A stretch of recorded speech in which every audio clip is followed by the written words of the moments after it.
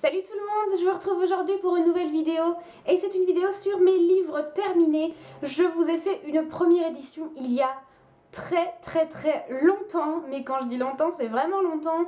Honnêtement je ne sais pas pourquoi j'ai attendu autant de temps avant d'en faire une deuxième. Je vous mettrai dans la barre d'infos la première édition de mes livres terminés si jamais ça vous intéresse.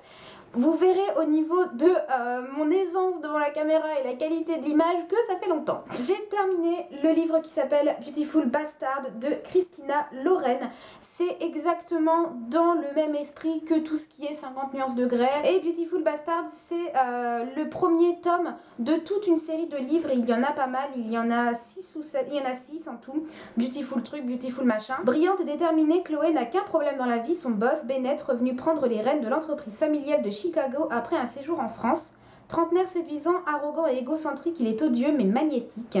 Bennett lui découvre en sa collaboratrice une jeune femme aussi ravissante qu'exaspérante, qui n'entend rien sacrifier à sa carrière. Entre eux, c'est l'affrontement immédiat, mais aussi le désir obsédant, dévastateur. Ensemble, ils vont enfreindre une à une toutes les règles qu'ils s'étaient imposées, à une seule fin, se posséder. J'ai adoré ce livre et d'ailleurs j'ai déjà dans ma bibliothèque les livres suivants parce que vraiment je l'ai beaucoup aimé. Certes c'est le même style que 50 nuances de Grey. Si vous aimez ce style de livre, si vous avez aimé 50 nuances de Grey, je vous conseille fortement la série des Beautiful Bastard des trucs mûches. Je dirais qu'il est encore plus poussé que le 50 nuances de Grey.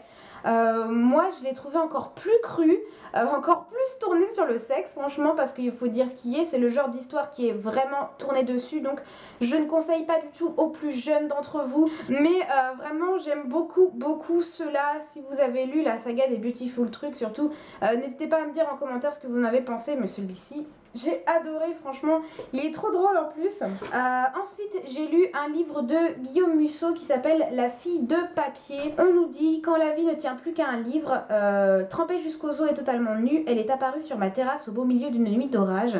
D'où sortez-vous? Je suis tombée. Tombée d'où? Tombée de votre livre, tombée de votre histoire, quoi.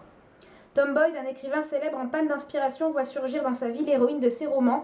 Elle est jolie, elle est désespérée, elle va mourir s'il s'arrête d'écrire. Impossible et pourtant. Ensemble, Tom et Billy vont vivre une aventure extraordinaire où la réalité et la fiction s'entremêlent et se bousculent dans un jeu séduisant et mortel. J'ai absolument surkiffé ce livre. Il est génial. J'aime beaucoup quand un livre parle d'un auteur. Bizarrement, c'est souvent les livres que je préfère et celui-ci est super.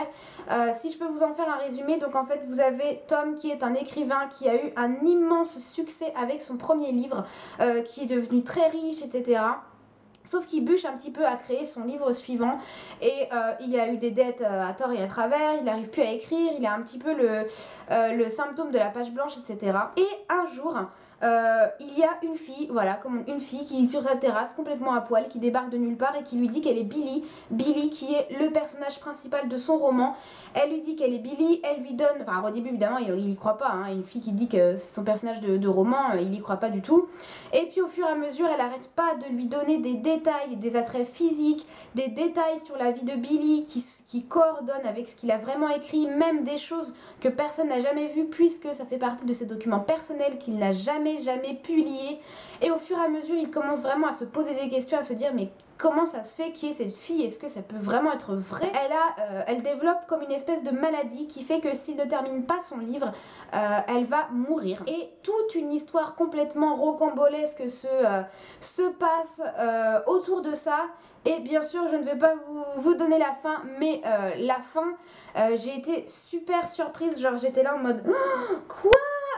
Enfin vraiment tu tournes sur le cul en fait, tu t'attends pas du tout à cette fin là et je trouve qu'elle est extrêmement bien trouvée, l'histoire est bien ficelée parce que ça te tient vraiment en haleine, parce que tout du long t'es là en mode mais est-ce que c'est vrai, est-ce que c'est pas vrai, est-ce que c'est vrai? Au début t'es un peu comme l'auteur, t'es un peu sceptique et puis au bout d'un moment tu y crois et t'as envie vraiment d'être avec eux parce que tu te dis oh là là mais qu'est-ce qui va se passer, est-ce qu'elle va s'en tirer? Enfin vraiment c'est plein de mystères à chaque fois que tu termines un chapitre, t'as qu'une envie, c'est de savoir la suite et surtout de connaître la fin. Et la fin est vraiment digne de toute l'histoire. Vraiment, si, j'ai adoré ce livre. Je ne peux que vous le conseiller parce qu'il est vraiment super bien, j'adore. J'ai lu un livre qui n'en est pas vraiment un, c'est le magazine parodique de Natou, la youtubeuse Natou, donc qui s'appelle Icône. Je vous l'avais présenté dans un haul, celui-ci. C'est un livre qu'elle a créé qui vient parodier les magazines féminins. C'est vrai que quand on regarde un petit peu la presse féminine, c'est un petit peu plan-plan, c'est un petit peu gnangnan, on nous prend un petit peu pour des cruches avec tout ce qu'ils racontent, etc. Et elle a voulu un peu souligner cette chose-là en mettant en avant plein de choses et vraiment ce magazine est à mourir de rire. Je l'adore, je l'ai lu en très peu de temps et vraiment je vous le conseille, je vous conseille à toutes les femmes, même les hommes, je suis sûre que les hommes pourraient lire ça, mais surtout les femmes parce qu'il faut vraiment avoir beaucoup de second degré, beaucoup d'autodérision parce qu'on se moque clairement de nous. Tout du long on retrouve par exemple des publicités comme on peut avoir souvent dans les magazines, sauf qu'elles sont évidemment complètement détournées. Elle est cependant extrêmement jolie sur les photos, donc par exemple une pub pour Chanel, Popo Mademoiselle, et elle est en train de déverser le parfum dans les chiottes, des choses comme ça. Comment coiffer sa raie, enfin, ça faut vraiment être Natou pour trouver un truc comme ça. C'est bourré de trucs, on retrouve même une petite apparition d'Enjoy Phoenix dedans qui fait un tuto sur le teint nude. Alors ça c'est super drôle parce qu'elle met sa crème, elle met son fond de teint, elle camoufle les cernes, elle met la poudre, etc. Et à la fin vous vous lavez le visage et vous avez le teint le plus nude qui puisse exister. Donc voilà, c'est très parodique, c'est très autodérision, mais moi je trouve ça super drôle et c'est pas du tout... pour se moquer oui et non, mais c'est vraiment pour mettre en avant un petit peu nos petits tracas de filles et c'est super drôle et le travail est vraiment super bien fait. Ce magazine, si vous ne l'avez pas lu, vraiment je vous le conseille parce qu'il est à mourir de rire. J'ai terminé un autre livre un petit peu dans le même esprit que les 50 nuances de Grey, c'est le Love Game de Emma Chase. Donc celui-ci c'est le Tangled, donc c'est le tome 1, c'est une trilogie, là encore une fois vous avez plusieurs livres. Celui-ci on nous dit: Drew, la trentenaire irrésistible, est associée dans une grande banque d'investissement new-yorkaise. Le pouvoir, l'argent, les femmes, absolument tout lui réussit. Très sûr de lui et arrogant, il assume son statut de beau gosse et enchaîne les aventures sans lendemain jusqu'au jour où une femme lui résiste, Kate Brooks. Est sublime, brillante et ambitieuse, mais fiancée et inaccessible. Lorsqu'il la rencontre dans un bar et tombe sous son charme, il ignore encore qu'elle deviendra sa collègue quelques jours plus tard. Bouleversés par le magnétisme sexuel qui les aimante et engagés dans une rivalité professionnelle diabolique, ils vont jouer avec leurs sentiments, s'aimer et se détester. Drew, le séducteur invétéré, nous prend à partie et nous décrit la façon dont il tombe amoureux. Il nous confie avec autodérision et cynisme ce que les hommes pensent vraiment. Ce que j'ai adoré avec ce livre, en fait, c'est qu'on a le point de vue de l'homme cette fois-ci. C'est souvent la femme dans ces livres-là. Là, on a le point de vue de l'homme et autant vous dire qu'il ne prend pas du tout de pincettes. Pour parler, il y va vraiment franco, un peu érotique, mais extrêmement drôle celui-ci. Il est vraiment super drôle. Si vous aimez encore une fois tout ce style, il se retrouve dans des situations à mourir de rire où limite tu peux un peu fantasmer en te disant: oh, si je me trouvais dans cette situation-là, non seulement je serais gênée, mais pourquoi pas, ça m'attirerait. Enfin, c'est super drôle en fait de se plonger dans un style d'histoire. Après, je pourrais pas en lire 50 à la suite, des comme ça, hein. Je fais des petites pauses, des fois j'aime bien me plonger dans ce style de livre pour en reprendre un autre, Et voilà, celui-ci, il est vraiment super bien, il faut que je livre les suivants. J'ai lu un autre livre de Bernard Werber, je vous en avais présenté pas mal dans ma précédente vidéo sur les livres terminés. Bernard Werber, c'est un auteur que j'aime énormément. C'est un auteur qui est très spécial, un peu barré sur les bords, et ses livres en général, c'est pas vraiment des romans, c'est surtout des espèces de petites historiettes ou des petits faits sur, je sais pas, la science, la biologie, l'actualité, plein de choses, la philosophie, la psychologie, plein de petits détails, et c'est très réflexion, très psychologique, tous ces livres, et c'est pour ça que j'aime beaucoup. Et là, ce coup-ci, c'est un roman. J'avais pas vraiment lu de roman de lui, c'était vraiment par exemple l'encyclopédie du savoir relatif et absolu, qui n'est pas un roman. Donc plus petit, plus féminin, plus résistant, plus solidaire, les micro-humains sont-ils l'avenir de l'homme ou sa fin? Je garde toujours un livre dans mes toilettes, et là c'était un livre de toilette que j'avais mis parce que j'adore lire quand je suis sur le trône, et je m'attendais pas à ce que ce soit un roman à ce point là, mais finalement c'est le genre de roman où des fois je restais une demi-heure sur le trône parce que j'avais envie de connaître la suite. C'est un roman avec une histoire qui est très originale.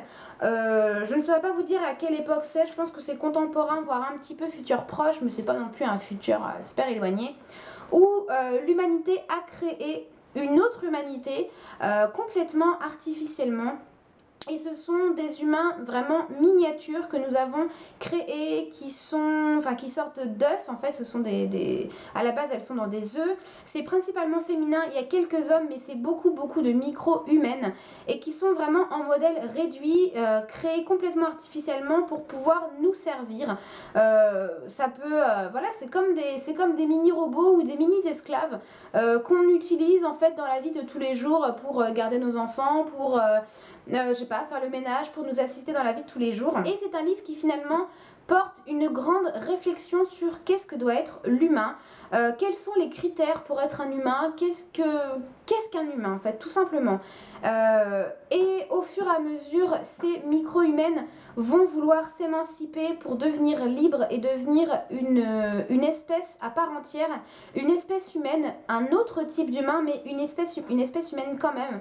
Il va y avoir une espèce de guerre entre les humains lambda, donc c'est-à-dire nous et les micro-humains, à savoir certains qui sont pour en disant oui, même si elles ont été créées artificiellement, même si elles sortent d'œufs, ce sont bel et bien des humains parce que elles doivent être libres et avoir leur propre pays. Et ceux qui sont complètement contre, et il y a une grande guerre qui va se déclarer entre les deux clans. C'est plein de réflexions sur ce que doit être un humain, quels sont les critères pour être humain, et c'est vraiment un livre plein de tolérance en fait. C'est justement qu'on veut mettre en avant ce côté, il faut être tolérant, même si quelqu'un n'est pas tout à fait comme nous, c'est pas pour autant qu'il faut le considérer comme différent. Celui-ci, je vous le conseille parce qu'il est très original, et à la fin, une fois qu'on termine ce livre, on se pose plein de questions sur, mais oui en fait, qu'est-ce qui nous permet de définir si telle chose est comme ça, telle chose est comme ça.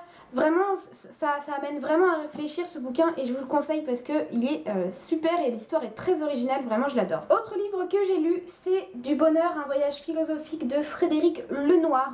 Ce n'est pas du tout un roman non plus, c'est un livre complètement philosophique, psychologique, réflexiologique, ça se dit ce mot? Je suis même pas sûre, je crois que ça se dit pas. Ce livre donc, qu'entendons-nous par bonheur? Dépend-il de nos gènes, de la chance, de notre sensibilité? Est-ce un état durable ou une suite de plaisirs fugaces? N'est-il que subjectif? Faut-il le chercher? Peut-on le cultiver? Souffrance et bonheur peuvent-ils coexister?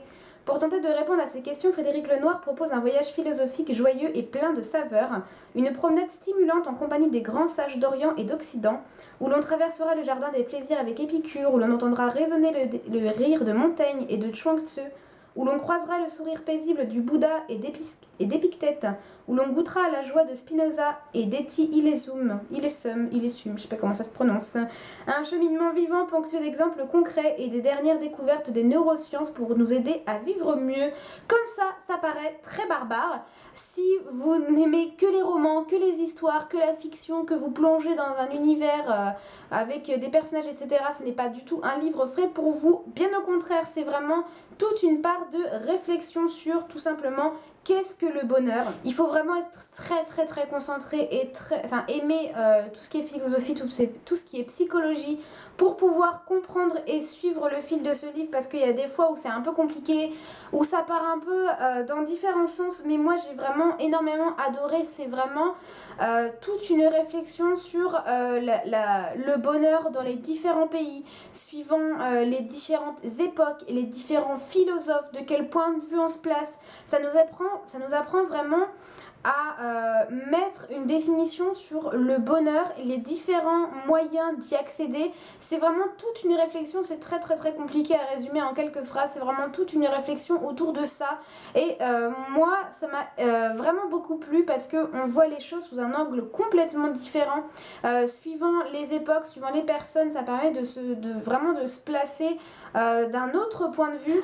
J'ai mis du temps à le lire parce que c'est vrai que quand on commence à être plongé là-dedans, il y a des fois où on sature parce que c'est énormément d'informations, c'est pas du tout des personnages avec une histoire, donc c'est vrai qu'au bout d'un moment c'est un peu lourd à lire. Il faut vraiment pas se prendre la tête à partir du moment où vous êtes saturé en informations. Arrêtez, lisez un petit chapitre une fois de temps en temps, et vraiment moi j'ai beaucoup aimé ce livre. Je vous le conseille également puisque le message est quand même très positif et très beau, et ça fait du bien de lire ce genre de livre. J'ai ensuite lu un autre livre de Sophie Kinsella. J'aime beaucoup cette auteure. elle est très connue, hein, c'est elle qui a notamment écrit Confession d'une accro du shopping, qui est l'un de ses romans les plus célèbres, qui a été adapté en film d'ailleurs. Et voilà, ça n'a rien à voir par exemple avec le livre précédent, c'est vraiment le genre de livre qui se lit extrêmement facilement. Et j'aime beaucoup les livres de Sophie Kinsella, donc celui-ci c'est Samantha, bonne à rien faire, ni soirée, ni week-end, ni vacances, ni amoureux. Samantha, la trentaine, ne vit que pour son job d'avocate d'affaires et pour sa future promotion, et oups, la gaffe, elle fait perdre à son meilleur client plus de 50 millions de livres. Désespérée, elle prend la fuite à la campagne et se fait embaucher comme gouvernante, micro-ondes, fer à repasser, aspirateur. Samantha découvre un monde inconnu, peuplé d'objets étranges. J'ai vraiment beaucoup ri en lisant ce livre, il est vraiment très bien, voilà, comme le résumé l'indique, c'est vraiment Samantha qui est quelqu'un d'extrêmement carriériste. Tout ne tourne qu'autour de son boulot, son boulot. Elle se donne à fond dedans, elle ne vit que pour ça, elle voit à peine ses amis, elle voit à peine sa famille, elle ne sort pas vraiment, elle est plongée à fond dedans, H24, elle est extrêmement carriériste. Un jour, elle fait une énorme boulette qu'elle n'ose pas affronter, donc elle prend la fuite, elle part à la campagne et des événements font que le hasard veut qu'elle se fait embaucher comme bonne. Au début c'est très dur parce qu'elle ne sait pas faire le ménage, elle ne sait pas faire la cuisine, elle ne sait rien faire de ses 10 doigts à part faire son boulot qu'elle fait extrêmement bien à part la boulette. Mais sinon, tenir une maison et faire tout ce qu'il faut, elle ne sait absolument rien faire. Donc évidemment, elle est super maladroite. Il faut par contre qu'elle trouve, qu'elle retourne son cerveau pour trouver des solutions. Et bien sûr, le couple qui l'a embauchée ne sait absolument pas que c'est une avocate brillante et qui n'a jamais fait... de ménage de sa vie. En fait, ce ne sont que des mensonges, des quiproquos, et au fur et à mesure va s'en suivre une histoire d'amour car elle rencontre quelqu'un et en fait tout son point de vue va complètement changer. Elle va en fait se rendre compte mais que sa vie ce n'est pas que du travail, ce n'est pas que le job, ce n'est pas qu'une carrière. Elle va se rendre compte qu'il existe des choses bien plus importantes que ça, que certes le travail dans une vie c'est extrêmement important, mais qu'il n'y a pas que ça dans la vie, que tisser des liens avec les gens, avoir des amis, avoir une relation amoureuse, profiter de la vie, sortir, avoir des amis, toutes ces choses-là, ce sont des choses qui sont également extrêmement importantes et que finalement le travail, même si on peut trouver un travail qui nous passionne, le travail ce n'est finalement que quelque chose qui nous sert à payer les factures et à remplir le frigo, il ne faut pas l'oublier. Et là c'est un livre qui vraiment explique tout à fait ça et Samantha va vraiment complètement changer de point de vue et tout en ayant ça a beaucoup d'humour parce que vous vous rendez bien compte qu'une avocate qui n'a jamais rien foutu de ses 10 doigts, qui se retrouve dans la peau d'une bonne, ça va la mener dans des situations absolument abracadabrantesques, j'aurais pas dû utiliser ce mot là, et vraiment je peux vous le conseiller si vous aimez les petites histoires un petit peu légères mais qui ont quand même une espèce de morale à la fin. Celui-ci il est extrêmement drôle, je peux vraiment vous le conseiller. Ensuite j'ai lu La femme parfaite est une connasse numéro 2, le retour, parce que la connasse ne meurt jamais. Je vous avais déjà parlé du premier que j'ai vraiment adoré, évidemment quand j'ai vu que le 2 était sorti je me suis empressée de l'acheter, de le lire, hein. C'est vraiment le genre de truc qui se lit enfin même pas en une soirée, enfin, je veux dire vous le lisez en quelques minutes, c'est vraiment très fin, très rapide et c'est super drôle. Voici enfin la suite tant attendue de La femme parfaite est une connasse. Pourquoi une suite? Mais parce que la connasse ne meurt jamais. Avec humour et légèreté, les auteurs continuent de s'attaquer à celle qui les fait tant culpabiliser, la femme parfaite. Vous y découvrirez de nouvelles théories telles que le frisson de la honte ou la technique du tiré-décalé, mais vous apprendrez aussi comment reconnaître l'homme parfait, comment savoir qu'on ne vit pas dans une comédie romantique américaine ou le concept universel du mec à 3 bières. Bref, tout ce qu'il faut pour assumer enfin votre imperfection, c'est super drôle vraiment. Je pense que toutes les femmes devraient lire ces bouquins, c'est vraiment super, enfin c'est drôle, c'est de l'autodérision. Ça nous apprend un petit peu à, dans un sens, aimer nos défauts et moins se mettre la pression en tant que femme. On se met beaucoup la pression sur faut qu'on soit comme ci, faut qu'on soit comme ça, la femme elle doit être comme ça, la femme elle doit être comme ci. Et ça nous permet vraiment de relativiser en se disant oh non c'est bon, j'ai pas besoin d'être parfaite parce que quand on est parfaite on devient une vraie connasse. Voilà, avec des petites règles présentées d'une manière très ludique, très simple. Règle numéro 1, on évitera de faire un doigt d'honneur quand on porte une moufle. Et vraiment je vous les conseille, c'est d'Anne-Sophie et Marie-Aldine Girard, ce sont des sœurs jumelles, il y en a une qui est humoriste et l'autre qui est journaliste, donc vous vous doutez bien que ce duo, ça fait vraiment des livres super drôles. Ensuite, j'ai lu la trilogie des 50 nuances de Grey dans ma première vidéo sur les livres terminés. Je ne vous avais parlé que du premier, mais évidemment ça y est, j'ai fini les 3, donc c'est de Elle James. Pour vous remettre les idées dans l'ordre, si jamais vous ne les connaissez pas, vous avez le premier qui est le 50 nuances de Grey, donc celui avec la cravate. Le deuxième c'est le 50 nuances plus sombre, qui est avec le masque. Et le dernier, c'est le 50 nuances plus clair avec les menottes. Si vous ne connaissez pas, c'est vraiment le premier livre qui est sorti de ce style-là, avec un livre pour adultes un petit peu érotique. Et c'est l'histoire de Anastasia Steele, une étudiante en littérature qui doit aller interviewer Christian Grey à la place de son ami, et il se passe une espèce d'alchimie entre eux, et elle va se rendre compte qu'au fur et à mesure Christian a des travers un petit peu spéciaux, que ça a beau être un homme super beau, super riche, que tout lui réussit, il a une entreprise à son nom, il est charismatique et tout ce que vous voulez. Elle va se rapprocher au fur et à mesure de lui, mais elle va se rendre compte en fait qu'il a des côtés, des aspects très très sombres de sa personnalité qui lui font peur, et au fur et à mesure tout porte là-dessus. Vous avez même eu le film qui est sorti. Et vraiment c'est une trilogie que j'ai adorée. Pour être honnête, j'ai été un peu déçue de la fin. Je m'attendais pas du tout à voir cette fin là. Je trouve que la fin est un peu plan-plan et un peu gnangnante et un peu facile. N'hésitez pas à me dire ce que vous en pensez dans les commentaires par rapport à l'histoire, par rapport à la fin. Mais personnellement j'étais un peu déçue de la fin. Mais je veux dire, toute l'histoire nous tient en haleine.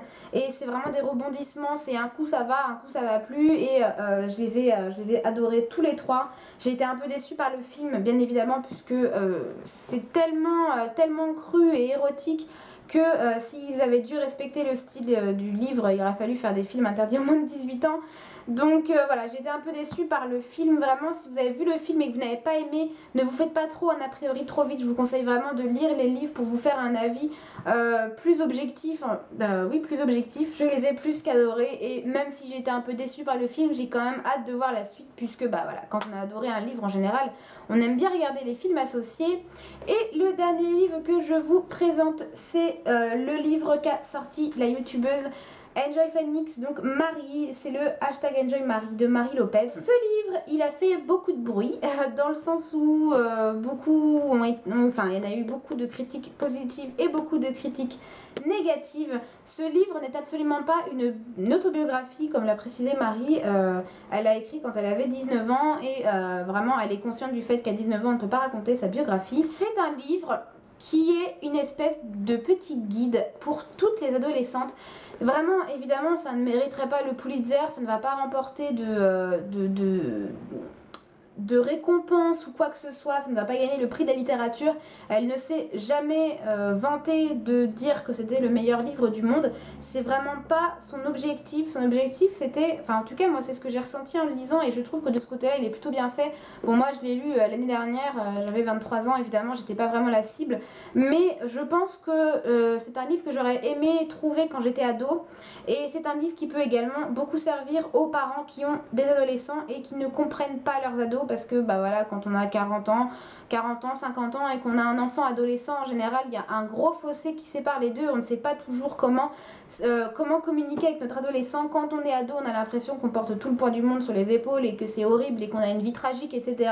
Et je dirais que c'est un livre qui peut vraiment aider les deux clans, parce que ça parle de plein de petites futilités, hein. Beaucoup pourront dire ouais, enfin bon, elle parle vraiment de trucs qui sont débiles ou je ne sais pas quoi, mais quand on est ado, on a l'impression que la moindre petite chose qui nous arrive, on fait une montagne d'une colline en fait, tout simplement, et ça va parler de choses très futiles de la vie d'un adolescent. Les boutons, la popularité, je sais pas, les cheveux pour les filles, enfin toutes ces choses là, même par exemple une famille recomposée, enfin toutes les petites choses qui en général dans la vie de tous les jours nous posent problème. Et c'est comme une espèce de petit guide qui peut en aider plus d'un et plus d'une à vous dire bon bah voilà, en ce moment tu passes par telle étape, telle étape, telle étape, telle étape, mais c'est normal, il y a tous les ados qui passent par les mêmes étapes que toi, et tu verras dans quelques années ça va aller mieux. Ne te fais pas un foin de toutes ces choses là. Elle s'adresse à ces jeunes comme à une espèce de grande sœur, et j'ai trouvé très bien, et si rapidement en une soirée il est lu, mais je trouve qu'il est plutôt bien. Voilà, c'est pas le roman de l'année, c'est parce que c'est pas un roman, hein, c'est pas le livre de l'année, mais je dirais qu'il peut vraiment être très utile pour la plupart des jeunes. Voilà tout le monde, cette vidéo est terminée. Je vous ai présenté du coup tous les livres que j'ai lus ces derniers temps, mais vraiment pendant longtemps. Je sais pas pourquoi j'ai attendu autant de temps. La prochaine fois j'essaierai vraiment de vous en faire plus régulièrement parce que déjà je trouve que la vidéo a été trop longue et certains livres je les ai lus il y a tellement longtemps que j'ai du mal un petit peu à m'en souvenir. Donc voilà, j'essaierai d'être un petit peu plus régulière avec cette catégorie de vidéos. J'espère vraiment que ça vous a plu. Si c'est le cas, n'hésitez pas à mettre un petit pouce bleu pour que je sache un petit peu ce que, si c'est une catégorie de vidéos que vous aimez. Si vous avez un avis sur les livres que j'ai lus, si vous les avez vous-même déjà lus, n'hésitez pas à me le dire dans les commentaires. Également, les livres que vous avez aimés, que je n'ai pas mentionné, que vous avez aimés ou au contraire que vous ne me conseillez pas. N'hésitez pas à me mettre toutes vos suggestions. J'espère vraiment que ça vous a plu. Dans tous les cas, je vous fais des gros bisous et je vous dis à bientôt pour la prochaine vidéo.